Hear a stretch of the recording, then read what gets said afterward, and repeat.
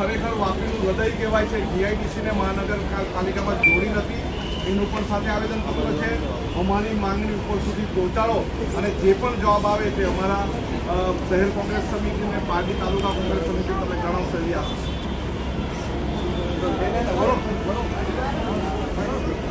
વાપી શહેર કોંગ્રેસ સમિતિ તેમજ પારડી તાલુકા કોંગ્રેસ સમિતિ દ્વારા આયોજિત આજે જીઆઈડીસીમાં જે કામ કરનાર કામદારોને નું શોષણના વિરોધમાં આક્રોશ રેલીનું આયોજન કરવામાં આવ્યું હતું। વાપી જીઆઈડીસી હોય કે ગુંડલાવ જીઆઈડીસી હોય, દરેક જીઆઈડીસીમાં જે પણ કંપનીના કર્મચારીઓ છે એનું શોષણ કરવામાં આવે છે।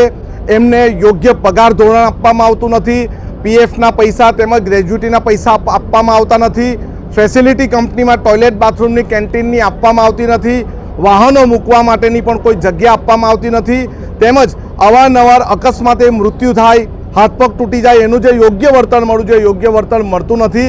એટલે આજે અમે આવેદનપત્ર આપ્યું છે। આવનારા દિવસમાં જો અમારી વાત નહીં સાંભળશે તો તમામે તમામ આમ કામદારોને લઈને એસડીએમની કચેરી આવેદનપત્ર આપીશું અને જો ત્યાં પણ નહીં સાંભળે તો અમે કલેક્ટર કચેરીનો ઘેરાવ કરીશું।